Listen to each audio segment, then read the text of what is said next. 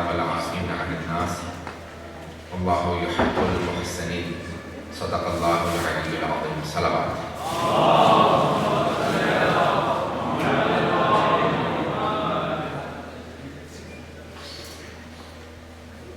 Today was the 25th of Rajab, the day of the Shahadat of Imam Musa bin Ja'far alayhi salatu wasalam.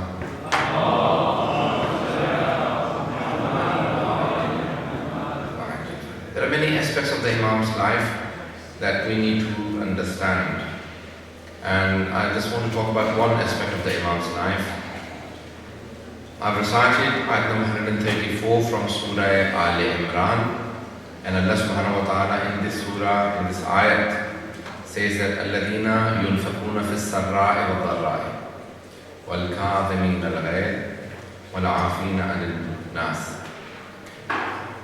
The people who give in the way of Allah subhanahu wa ta'ala, open, hidden, in difficult times, in good times, at all times. وَالْكَاظِمِينَ الْغَيْظَ, and they hold their anger. وَالْعَافِينَ عَنِ النَّاسِ, and they forgive the people. One of the greatest qualities of Hazrat Imam Musa Kazim alayhi salatu wasalam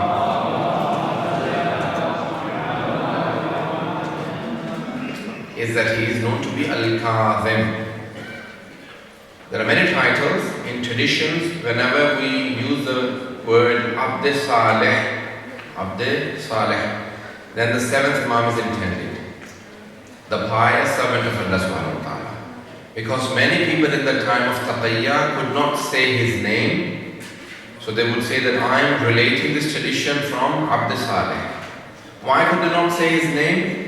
Because Harun did not allow the people to name the Imam or even to remember him.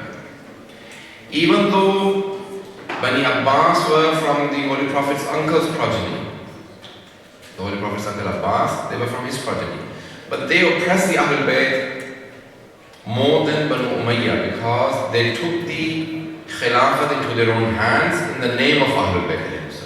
After Karbala, the feelings of the people, the emotions were very high, so these people utilized the emotions of the people and took everything into their own hand, and then they would keep the Ahlul Bayt in the prisons so the people had no access to Ahlul Bayt. So hence, they tortured Ahlul Bayt more than Bani Umayyah. Bani Umayyah, obviously, they had a lot of dhulm, oppression they carried out on Ahlul Bayt.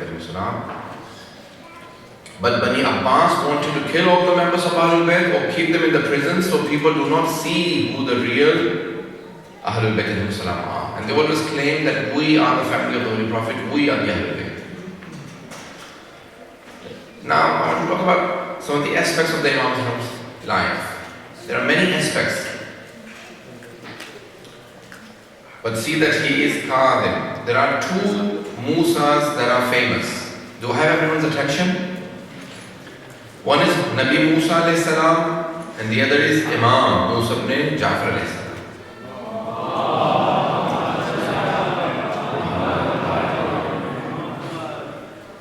Nabi Musa alayhi salam, his haybat, his anger, his wrath is famous. His ghayr, his ghadab, his haybat, his majesty, you can say. His anger is famous amongst prophets. That he would hit a person who was zalim. He would punish the people who were zalimeen. His haybat is famous. Even when he came back from Tur, Mount Sinai, the Holy Quran says, La taqub bilahyati, O my brother, Hazrat Harun says, do not pull me by my beard, because he said, after all the hard work I made everyone muwahhid, monotheists, and now they've gone back to shirk.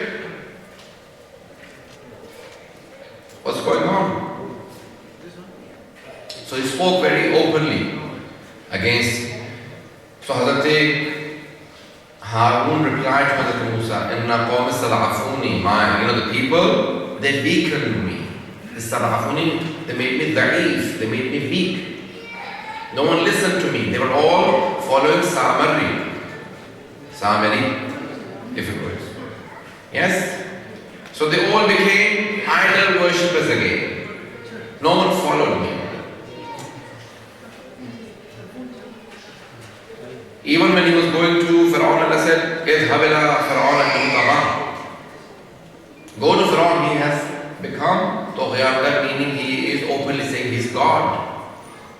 He's a sinner.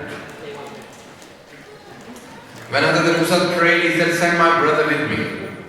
Allah subhanahu wa ta'ala said, وَقُولَ لَهُ قَوْلًا لَيِّنًا, and speak to him softly. Because Hazrat Musa had the hayba. So far everyone with me?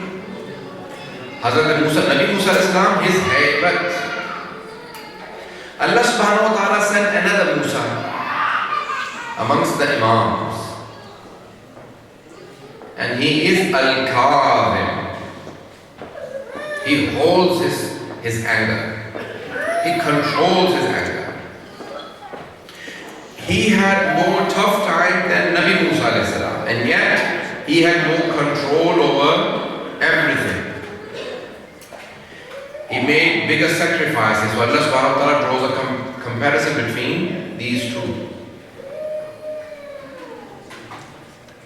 This one is Kadhim, وَالْكَاظِمِينَ الْغَيْظَ وَالْعَافِينَ عَنِ النَّاسِ. The ones who hold on to their anger, they do not let it out. I want to develop onto these titles of the Imam alayhi salam. Look at the titles of the Imam Abd Saleh. You know the famous story of Bushr Hafi. Many people read it Bashar. It's not Bashar, it's Bushr. Bushr Hafi. Hafi, the one who is barefoot, the one who has no shoes. Bushr Hafi was a famous person, a person who was an aristocrat or a person who was very rich, very wealthy person. And he would always drink. He had many slaves, slave girls and slave boys in the house, and he would drink and he would throw the utensil out and say, go and fetch to the slave boys and girls. One day when he was drinking, he was telling some of the people to sing for him, and he threw the glass out and he told one of the slave girls to run outside and get that glass. When she was running out, she suddenly saw Imam Musa Kadhim alayhi salam passing by.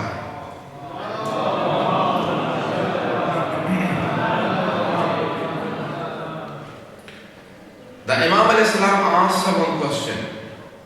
In older days, the slaves would dress differently, so you could tell the difference between a free person and a slave. They would cover themselves differently. The Imam alayhi salam said, this person who threw the glass out after drinking, is he hal huwa abdun or hur? Is he a free person or a slave? The word used by the Imam Islam, abd, servant of Allah subhanahu wa ta'ala, and also used for slaves. Or hur, meaning free. Ye banda hai ya ghulam hai, isliye zab bahar beka. Who is he? Is he a free person or? She said, I am a slave. Ana amatu. I am a slave girl. But he is free. Huwa hur. He is a free person. The Imam said, yes, he seems like a free person. Had he been an abd, he would have acted differently. I'm not sure if you... The Imam Islam said, he seems like a free person. Hur. Had he been an abd, he would have acted differently. So she came in. He said, why did you delay so much? He was drunk. Why did you delay so much? Why didn't you come earlier? She said, an Abd Saleh was passing by, and he stopped me and asked me a question. What was the question he asked? This drunk man, Bushr Hafi asked. Bush. She said he was asking if you're a free person or hur or abd. So he said, what did you reply? She said, I told him you're a free person. Did he say anything? Yes. He was saying, had you been an abd, you would have never acted like this. You know, sometimes things happen. Even, like a drunk person has an accident and completely they become sober again. They lose all the drinks they've had, suddenly it drops down. Their brain starts working again. They say Bush was drunk very heavily, but as soon as he heard the sentence of the Imam alayhi salam, that is he an Abd, he became sober very quickly. He said, where did he go? So she came and showed that he went this way. He came barefoot out of his house, running behind the Imam alayhi salam, and went to the Imam and said, "Oh Abd Saleh, what did you say about me?" He was an aristocrat, he was a very rich person. The Imam said, "I do not fear you, no matter how much wealth you have. Had you been an Abd of Allah subhanahu wa ta'ala, you would never act the way you're acting." At that point, Bush started crying and said something. He said, "Mawla, is there ever a possibility that my tawbah, my repentance will be accepted?" He said, "If you promise me never to sin again, I promise you that all your previous sins are forgiven to me. I guarantee that all your sins are forgiven. Your tawbah has been accepted. If you promise me never to sin again." He said, "I promise you I will never sin again." And he did not sin again. But he never wore shoes again in his life. They said, "Why do you not wear shoes? You're such a rich person. You have all the wealth." He said, "The day my tawbah, my repentance was accepted by Musa ibn Ja'far, he guaranteed me the tawbah from Allah. I was barefoot.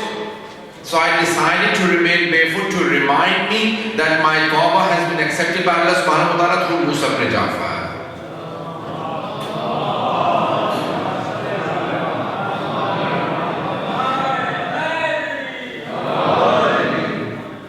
He said, because my tawbah was accepted, and hence he remained Hafi, barefoot. Hafi is barefoot. He always remained barefoot. The ibadat of the Imam al-Islam is very well known. He is known to be Qadim, even though Harun oppresses him the most. Once Harun looked from his palace, he looked down in the prison at the Imam, and he saw that as if there is a blanket on the floor. He said, "What is that blanket in the prison?" He said, "That's not a blanket. It is Musa ibn Ja'far in sajda." Imam Musa Qadim al-Islam in sajda.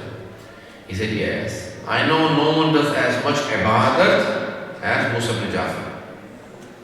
So the companion of Harun said, "Then why do you imprison him? Why do you torture him so much?" He said, "Because if people find out who he is, then they will leave me. I'm only the Khalifa because he's in the prison." Can you imagine?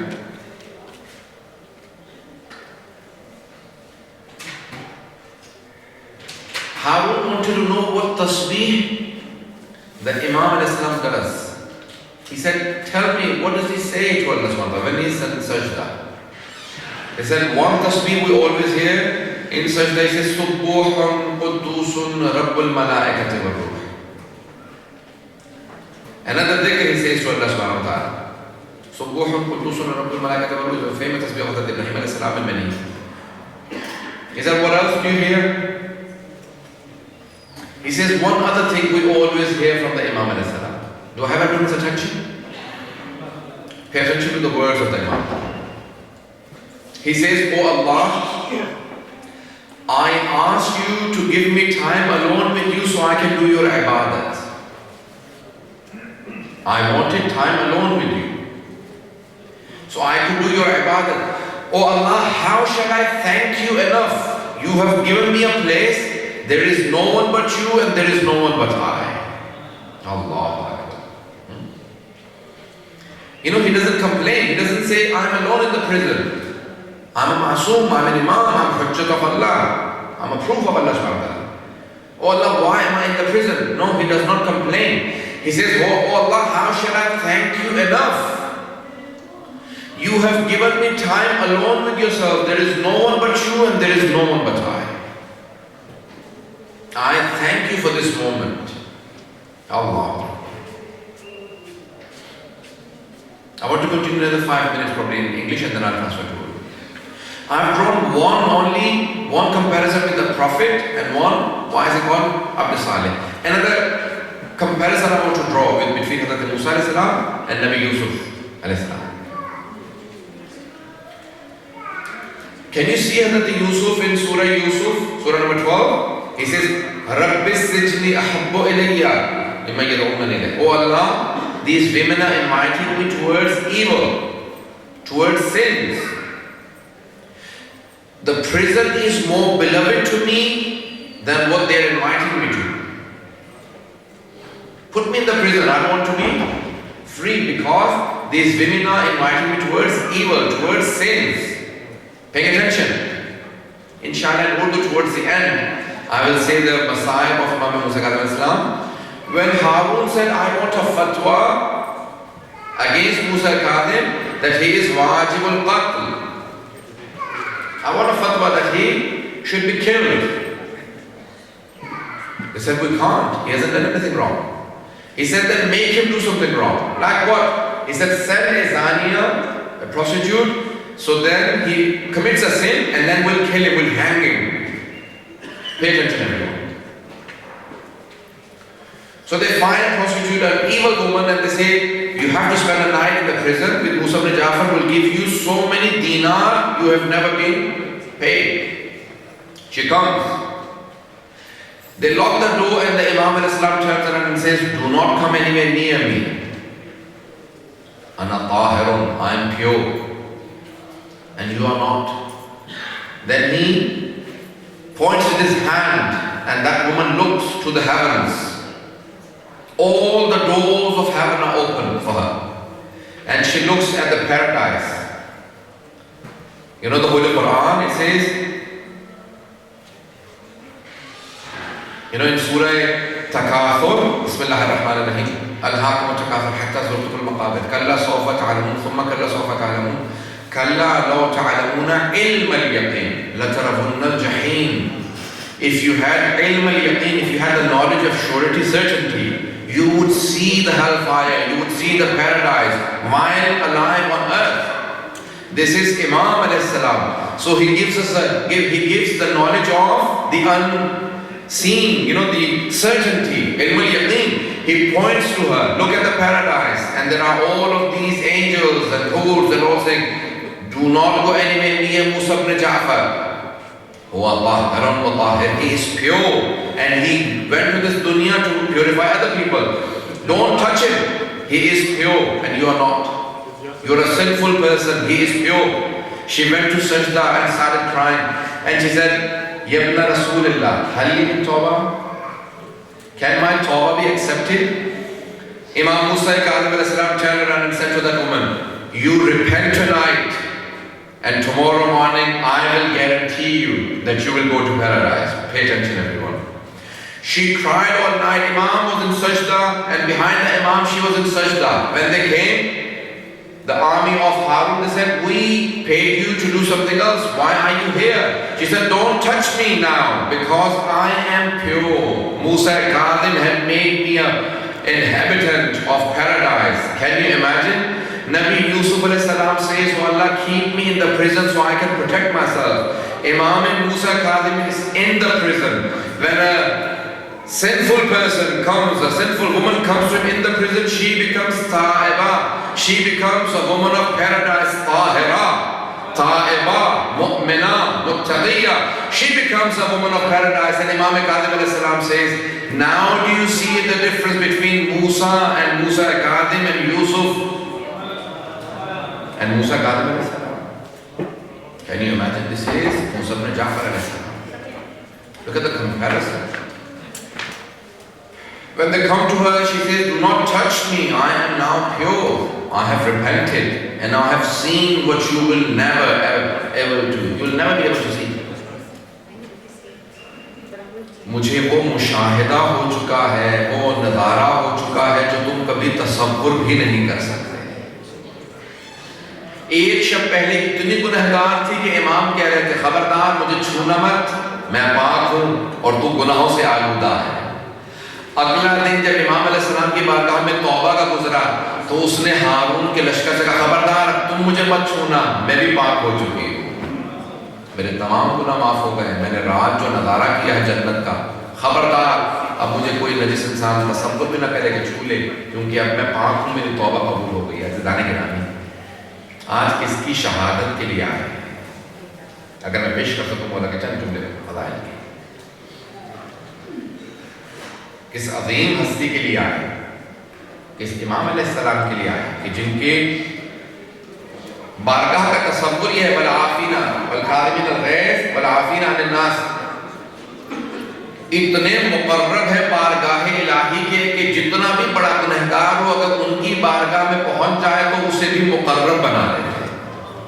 وہ اور ہوں گے جو خود ہی مقرب ہوں گے، ہم اس امام کے ماننے والے ہیں جس کے پاس گنہگار آتا ہے وہ بھی مقرب بن جاتا ہے۔ میں نے صرف ابھی 3 القاب پیش کی ہیں امام کے جن کی وضاحت کی ہے، کاظم، عبد صالح اور عافین عن الناس۔ حضرت گرامی 3 چیزوں کو عصمت کو پیش کیا۔ آج ذرا ایک اور امام کا لقب ہے پیش کرنا چاہتا ہوں، وہ ہے باب الحوائج۔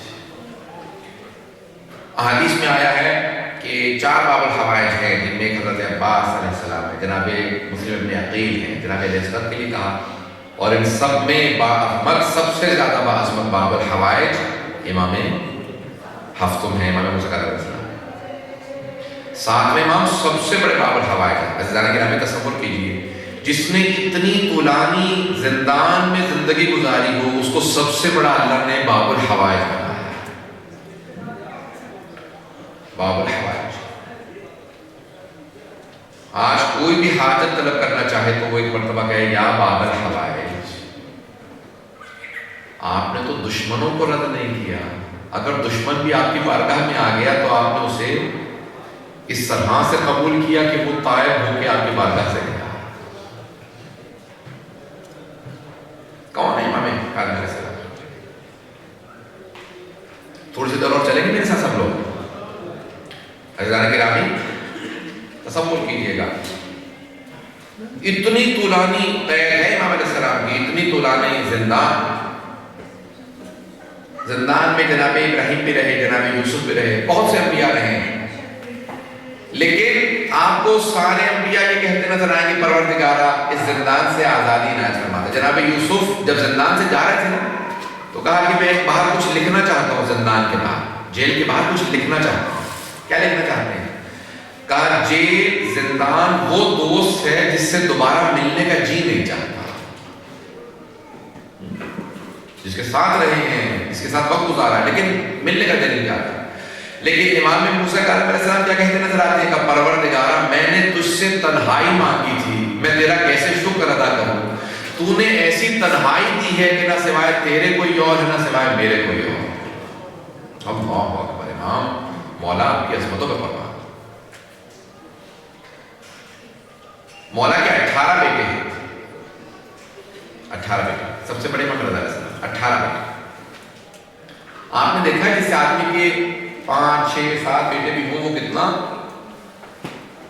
عزت سے چلتا ہے، میرے اتنے بیٹے ہیں، میں اگر کہیں بھی گروں گا تو میرے بیٹے مجھے سنبھالیں گے، مجھے میرا سہارا بنیں گے، میرے بازو بنیں گے، میری کمر بنیں گے۔ ایسا ہوتا یا نہیں ہوتا؟ جس کے 2 بھی بیٹے ہوں کہتے ہیں میرے دونوں بیٹے میرے بازو ہیں، اور جس کے 18 بیٹے ہوں جسے امام کے، انہوں نے کبھی بھی زندان میں نہیں کہا میرے بیٹو مجھے بہت یاد آتے ہیں مجھے لے جاؤ۔ روایت کے الفاظ ہیں امام کے سارے بیٹی بیٹیاں امام کو یاد کرتے تھے، ایک امام رضا علیہ السلام تمام بہن بھائیوں کو سہارا دیتے تھے۔ جب بھی عید آتی تھی نا تو روایت کے الفاظ ہیں کہ ساری بہنیں کہتی تھی بھیا ہمیں یتیمی سی محسوس ہوتی ہے، باپ کے ہوتے ہوئے ہمیں کوئی عیدی دینے والا نہیں ہوتا۔ بہت یاد کرتی تھی بیٹی، بہت، ہر بیٹی کو باپ سے محبت ہوتی ہے، لیکن اگر باپ موسیٰ بن جعفر علیہ السلام، میں صرف 2 روایت پیش کروں گا فضائل، اس کے بعد پھر میں مسائل پہ آؤں گا، تفصیل سے پیش کرنا چاہوں گا۔ امام کے حوالے میں ہے، کریڈل میں ہے، جھولے میں، راوی کہتا ہے میں نے دیکھا کہ امام جعفر صادق بچے سے بات کر رہے ہیں جبکہ وہ گہوارے ہیں، تو میں ہنسنے لگا، کہا مولا کیا ہو گیا آپ کو، اتنی مشکل باتیں، اتنی فصیح و بلیغ عربی کے اندر بچے سے باتیں کر رہے ہیں۔ امام نے خبردار اسے بچہ مت کہنا، میں بھی حجت خدا ہوں، یہ بھی حجت خدا۔ کہا میں اور زیادہ پریشان ہو گیا کہ مولا اتنی سخت باتیں تو مجھے سمجھ میں نہیں آ رہی، آپ کیا کہہ رہے ہیں؟ امام نے کہا سنو، راوی کہتا ہے میں نے دیکھا کہ گہوارے کے اندر چھوٹا سا بچہ ہے اور وہ اس طرح سے فصیح و بلیغ عربی زبان کے اندر اپنے بابا امام موسیٰ امام جعفر صادق علیہ السلام کو جواب دے رہا ہے کہ میں پریشان ہو گیا کہ مولا یہ کون ہے؟ کہا یہی میرا بیٹا موسیٰ کاظم علیہ السلام. کہا اولاد تو اللہ کی دین ہے، یہ سب سے چھوٹا ہے. امام کے 4 بیٹے تھے. کہا کاش اللہ نے بس یہی بیٹا دیا. کیوں؟ کیونکہ باقی تینوں نے امامت کا دعویٰ کیا تھا. سب کے ذہنوں میں ہوگا، اسماعیل کا، عبداللہ حفصہ کا، سب کے ذہنوں میں ہے. امام کو بے انتہا اپنے اولاد سے ہر ایک کو محبت ہوتی ہے، لیکن بے انتہا جناب امام موسیٰ علیہ السلام سے. روایت کے الفاظ ہیں، امام میں تعارف کرواتے تو فرماتے تھے کہ دیکھو یہ حجت خدا. 14 برس کے ہیں امام موسیٰ کاظم علیہ السلام، 14 years of age.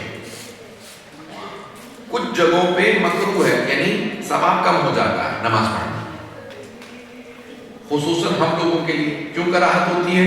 کیونکہ ہماری توجہ ہٹ جاتی ہے. سامنے تصویر ہو یا آئینہ ہو، مرر ہو، آگ ہو یا کھلا دروازہ ہو یا کھلی کھڑکی ہو، اوپن ونڈو یا اوپن ڈور ہو، اس کے سامنے کھڑے ہو کے نماز پڑھنا مکروہ ہے. کیوں؟ توجہ ہٹ جاتی ہے. روایت کے الفاظ ہیں 14 برس کے تھے امام کاظم علیہ السلام، نماز پڑھ رہے تھے، سامنے کھلا دروازہ تھا. تو سارے صحابہ فوراً چھٹے امام کے پاس آ کر مولا آپ کا بیٹا کھلے دروازے کے سامنے نماز پڑھ رہا ہے، آپ نے کہا مکروہ ہے. امام نے کہا سنو، یہ عام بیٹا نہیں ہے، یہ میرے بعد تمہارا امام بھی ہے، حجت خدا بھی ہے. مجھ پہ اعتراض نہ کرو، جا کے اسی بچے سے پوچھو، انہی سے سوال کرو. آیت اللہ حسن زادہ عملی نے اپنی کتاب میں لکھا، کہتے ہیں جیسے امام نے نماز تمام کی تو سارے کے سارے وہ حملہ کرنے آئے. کہا کہ مولا آپ 14 برس کے ہیں اور آپ یہ کھلے دروازے کے سامنے نماز پڑھ رہے ہیں، آپ کی تو توجہ بڑھ جائے گی. امام نے کہا میں جس خدا کی نماز پڑھ رہا ہوں وہ میری شہرت سے زیادہ قریب ہے. تمہارے احکام اور ہیں، میرے احکام اور ہیں. تمہاری توجہات چھوٹی چھوٹی چیزوں سے بڑھ جاتی ہے. میں یہاں ہوتا ہی نہیں ہوں جب نماز پڑھ رہا ہوتا ہے. الصلاۃ معراج المؤمن، نماز مومن کی معراج ہے، میں معراج پہ ہوتا ہوں. اذان گرامی، امام کی عبادت مشروع.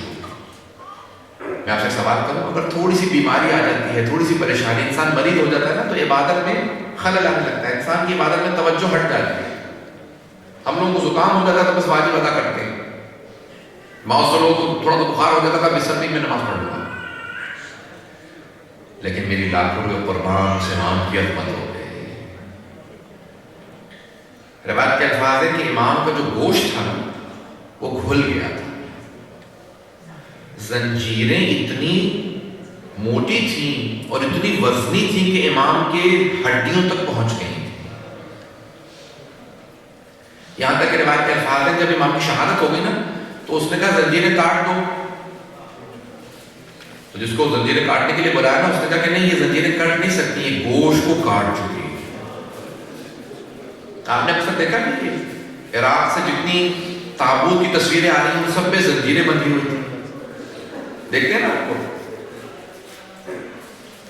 ساری کی ساری تصویروں میں آپ کو زنجیریں نظر آئیں گی. روایت کے الفاظ ہے کہ امام موسیٰ کاظم علیہ السلام کا جب جنازہ اٹھا نا تو اس میں زنجیریں نظر آ رہی تھیں، پاؤں کی بیڑیاں، ہاتھوں کی زنجیریں تابوت میں نظر آتی تھی. آپ جتنے بھی ایرانی عراق میں جو تصویریں دیکھیں گے نا، وہ تابوت کی تصویر بناتے ہیں تو اس پہ دکھاتے یہی ہے کہ جیسے زنجیریں لٹک رہی ہیں، تابوت جا رہا ہے. تھوڑی سی دیر میرے ساتھ چلیں گے. میں ابھی آج عجیب و غریب میری اپنی کیفیت ہے یار، بڑی مظلومیت ہے. تاریخ میں 2 ایسے جنازے ہیں نا جن کا جب تصور کرتا ہوں رونا آتا ہے. ایک امام حسین علیہ السلام کا 3 دن تک دھوپ میں لاشیں پڑا رہا. کبھی ایسا تو نہیں آپ نے سنا ہوگا. میں آج بھی ایک جنازے میں تھا، علامہ رشید ترابی کے بیٹے حاجی ترابی کا انتقال ہو گیا تو بڑی تعظیم سے جنازہ اٹھایا گیا. کبھی ایسا نہیں ہوتا کہ کسی کے جنازے کو لوگ دھوپ میں رکھ دیں. لیکن تاریخ کے الفاظ ہیں سید الشہداء کا لاشا 3 دن دھوپ میں پڑا رہا. اور دوسرا جنازہ کون سا؟ دوسرا امام موسیٰ کاظم علیہ السلام کا. 4 مزدوروں کو پیسے دے کے جنازہ اٹھوایا گیا. کہا جاؤ جا کے پل بغداد پہ رکھ دینا.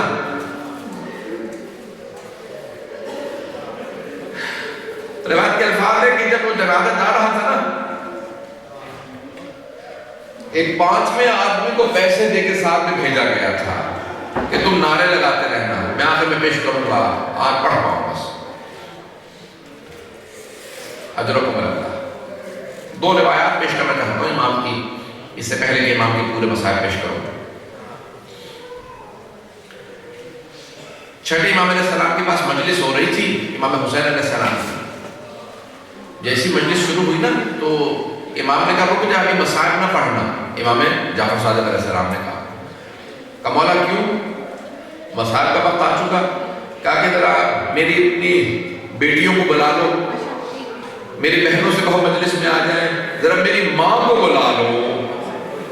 امام نے اپنے نوکر سے خادم سے کہا ذرا پردہ لگا دیں. اس نے پردہ لگایا. امام نے آواز دی کہا ذرا میری والدہ کو بلا لو، حضرت ام فروا کو. کہ میری ماں کو بلا لو تاکہ بیٹھ جائیں مجلس کے اندر. میں میرے جد حسین کی مجلس ہو رہی ہے. ایک مرتبہ راوی نے، وہ جو مسائل پڑھنے والا تھا نا روضہ خان نے، مسائل پڑھتے پڑھتے ایک مرتبہ جملہ کہا. وہ امام جعفر صادق کی والدہ کے خاندان سے تھا، حضرت ام فروا کو جانتا تھا، ان کا عزیز رشتےدار تھا.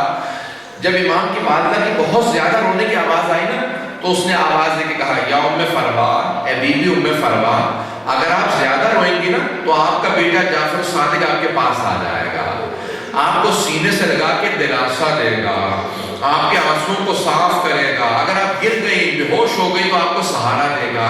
لیکن بی بی، جب بھی آپ کی پھپھیاں روتی تھی انہیں تازیانے مارے جاتے تھے. اجرکم اللہ. میں ایک سوال کرنا چاہتا ہوں، آپ نے کیا دیکھا؟ اگر کبھی کوئی خاتون بھی دوسری خاتون کو مارے نا تو سارے مرد کہتے ہیں اس خاتون کو مارا گیا ہے. میں ایک سوال کروں، علی کی بیٹیاں شمر جیسا ملعون بار بار تازیانہ مارتا ہے. امام موسیٰ کاظم علیہ السلام جب ایک مرتبہ سن رہے تھے نا مسائل کہ میرے جد امام زین العابدین کی آنکھوں کے سامنے جناب زینب کو تازیانہ لگا تو تڑپ کے رونے لگے. امام جعفر صادق نے آواز دی دروازہ الباب دروازہ بند کر دو. کہا کیوں؟ کہ میرا بیٹا بے ہوش ہو گیا. امام موسیٰ کاظم بے ہوش ہو گئے. کہا کیوں مولا؟ کہ میرے بیٹے سے برداشت نہیں ہوتا، میرے جد حسین کا مسائل، میری پھپھیوں کا مسائل برداشت نہیں ہوتا. اجرکم اللہ. ابھی تو آپ نے ایک روایت سنی ہے، میں پیش کرنا چاہتا ہوں. آج کوئی آنکھ ایسی نہ ہو جس میں آنسو نہ آئے.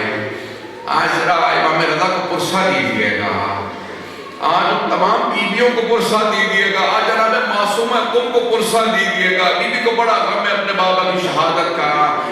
یہ ساری بیویاں جمع ہے نا، روایت کے الفاظ مدینے میں ساری بیویاں جمع تھیں. سنیں گے بھی تھوڑے سے مسائل پیش کروں گا. امام کے کچھ چاہنے والے تھے، انہوں نے ایک مرتبہ سید بن شاہد سے کہا، ایک دروغہ زندان تھا، کہ ایک مرتبہ امام کی زیارت کروا دے ہمیں. جب سب دیکھنے آئے نا کہا امام کہاں ہے؟ کہا وہ جو سامنے ہے. کہا سامنے تو ایک کپڑا سا محسوس ہوتا ہے. کہا وہی تمہارا امام ہے. وہ سب اپنے سر پیٹنے لگے، ماتم کرنے لگے. کہا یہ کیا حالت ہے امام کی؟ کہا کھانا اتنا کم دیا جاتا ہے امام کو.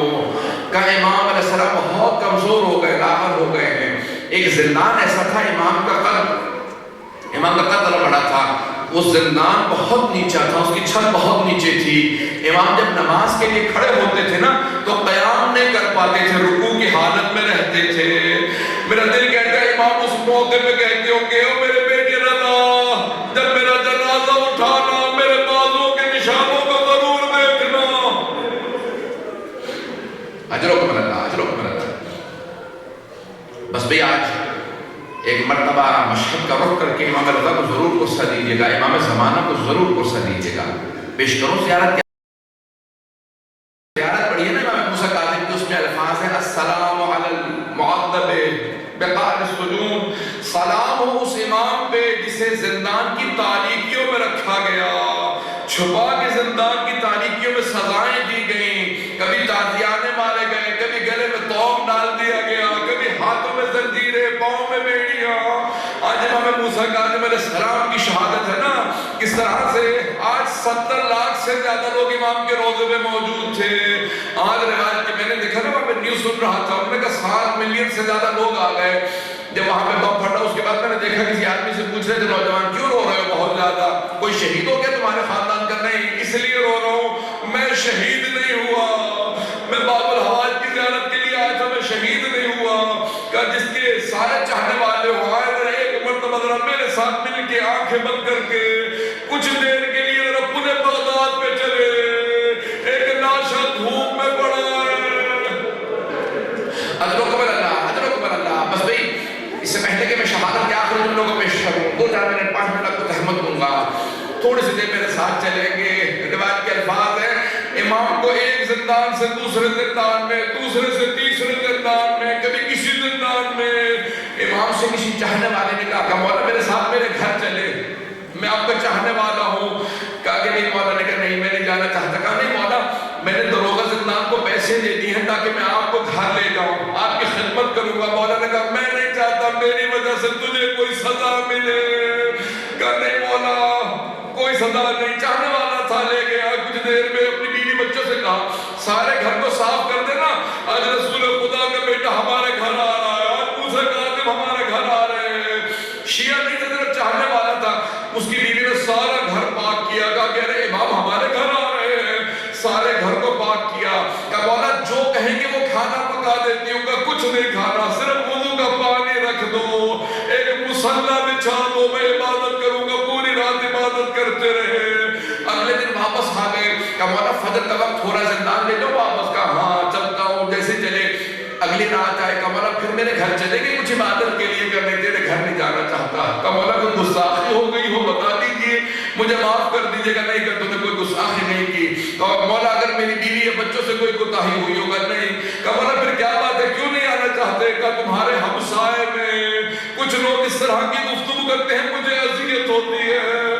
کچھ گانے بجانے کی حرکتیں کرتے ہیں. میرا گھر کے اندر جی نہیں لگتا عبادت کے اندر, میں یہیں پہ زندان میں رہوں گا. بس بھئی ایک مرتبہ کچھ کھجوروں کے اندر زہر ڈال کے امام کے سامنے رکھا. امام نے 2 کھجوریں لی. کہا کہ بس واپس چلے جاؤ. کہا کہ نہیں ساری کھجوریں کھائیے. امام نے کہا جب 2 کھجوروں سے تمہارا کام ہو گیا تو ساری کھجوریں کیوں گرانا چاہتے ہو؟ کہا کیا مطلب کا میں زہر, مجھے معلوم تھا اس میں زہر ہے, باقی واپس لے جاؤ. ایک مرتبہ امام نے سارے زندان والوں سے کہا کہ آج میرا رنگ بالکل سفید سرخ ہو جائے گا, پھر زرد ہو جائے گا, سمجھ لینا زہر اپنا اثر کر رہا ہے. 2 سے 3 دن گزرے. تیسرے دن ایک طبیب کو لے کے آئے. طبیب نے, ڈاکٹر نے آگے پوچھا کہ کیا بات ہے؟ امام نے اپنی ہتھیلی کو کھولا. جیسی ہتھیلی کھولی نا بالکل سفید ہو چکا تھا, جیسے خون ختم ہو گیا. کہا مولا کیا بات ہے؟ امام نے کہا تو طبیب ہے, تو نہیں جانتا کیا ہوا؟ کہ آپ کو زہر دے دیا گیا ہے. ایک مرتبہ امام نے مدینے کا رخ کیا, آنکھیں بند کر کے کچھ وصیت کے جملے کہے. وہاں پہ ایک بیٹا سن رہا تھا, اس نے تڑپنا شروع کیا. جب آنکھوں میں آنسو دیکھے ساری بہنوں نے کہا بھیا کیا بات ہے؟ اے بھیا رضا کیا بات ہے؟ کہا آج ہمارے بابا کی آخری رات ہے, ہمارے بابا کو زہر دے دیا گیا. ساری بہنیں تڑپنے لگی. مولا آپ کی ساری بیٹیاں رو رہی تھی. ایک مرتبہ ساری بیٹیاں تڑپ کے رو رہی ہیں, بار بار کہتی ہے بابا پردیس میں اکیلے ہیں. لیکن میں کہوں گا اے جناب معصوم ہے, تم ذرا ایک مرتبہ کربلا میں آ کے دیکھیں. ایک ایسا امام ہے جس کو بیٹی کے سامنے حضرت عمر نے تمام کر دیا. امام موسیٰ کاظم کو زہر دے دیا گیا. جب زہر دیا گیا کہا زنجیر سمیت اٹھاؤ. 4 مزدوروں کو بلایا, پیسے دیے گا, جا کے جاؤ مجھے بغداد میں لاش کو رکھ دو. امام معصوم کہتے ہیں وہ جو 4 چل رہے تھے نا افراد مزدور, جس کے 18 بیٹے ہو, جس کے لاکھوں شیعہ ہو, اس کا جنازہ 4 مزدوروں نے اٹھایا.